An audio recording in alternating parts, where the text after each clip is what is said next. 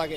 পার্বত্য চট্টগ্রাম থেকে সেনা শাসন মুক্তি চায়। কিন্তু একটা বিষয়, আমি যখন বান্দরবানে গেলাম এবারে, প্রত্যেকটা জায়গায় চেকপোস্ট, এবং আমি যখন গেলাম আমাকে জিজ্ঞাসা করা হলো আমি একজন ত্রিপুরা, তো আমার আইডি কার্ড দেখা হলো, আমাদেরকে নামিয়ে দেওয়া হলো, ব্যাগ চেক করা হলো, অথচ আমি বাংলাদেশের নাগরিক। আমি আমি আমার জন্ম রুমাতে বান্দরবনে, কিন্তু সেনা শাসন কেন? একটা সমতল একটা শাসন এবং পার্বত্যাঞ্চল একটা শাসন। আমি খুবই তীব্র নিন্দা জানাই এবং প্রতিবাদ জানাই। এই সেনা শাসন থেকে আমার মুক্তি চাই। পার্বত্য চট্টগ্রাম থেকে সেনা শাসন মুক্তি চাই। বন্ধুরা, আপনারা দেখতে পেলেন আমার এই ত্রিপুরা ভাই কি বলেছেন।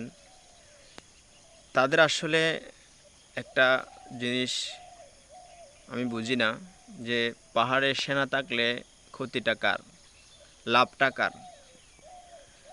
পাহাড়ের সেনা এজন্যই, কালেক্টরিতে সেনা শাসন, অর্থাৎ সেনা শাসন তো নয়, সেনাদের তৎপরতা কালেক্টরিতে কম, পাহাড়ে বেশি। কেন? আমি আগেও বলেছিলাম, যেখানে সন্ত্রাস থাকবে, সন্ত্রাসকে নির্মূল করার জন্য সেনাবাহিনী সেখানে তৎপর থাকবে। অন্যান্য জায়গায় যে সিকিউরিটির প্রয়োজন নেই, পাহাড়ে কেন প্রয়োজন? কারণ এখানে বেশ কিছুদিন ধরেই সন্ত্রাসী কার্যক্রম চলে আসছে। এখন যারা আপনারা আমার পাহাড়ি ভাইয়েরা আছেন, আপনারা কি সন্ত্রাসের পক্ষ নেবেন নাকি নিরাপত্তার পক্ষ নেবেন?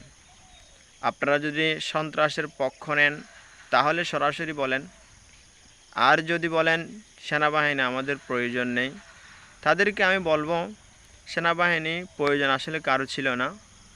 সেনাবাহিনী এজন্য দেওয়া হয়েছে সেখান থেকে সাধারণ মানুষদেরকে সন্ত্রাস থেকে নিরাপত্তা দেওয়ার জন্য।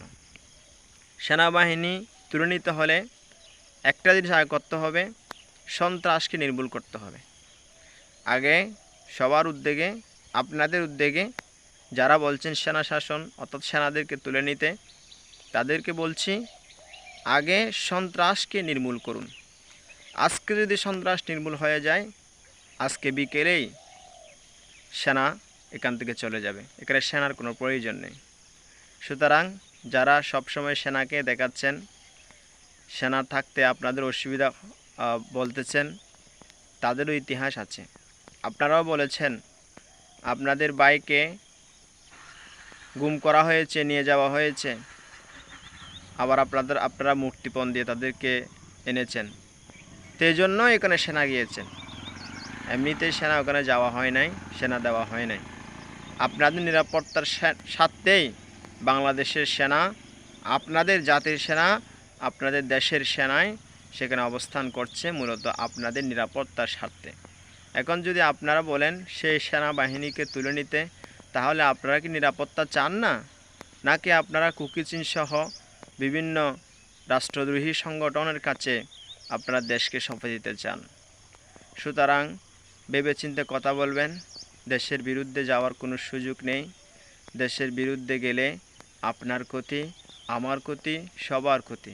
বিশেষ করে বৈশ্বিক ষড়যন্ত্র চলছে আমাদের এই দেশ নিয়ে, সেজন্য আমি সকলকে উদাত্ত আহ্বান জানাবো, সকলেই একতার সাথে, আলোচনার সাথে, শান্তির সাথে এই দেশে বসবাস করতে চায়।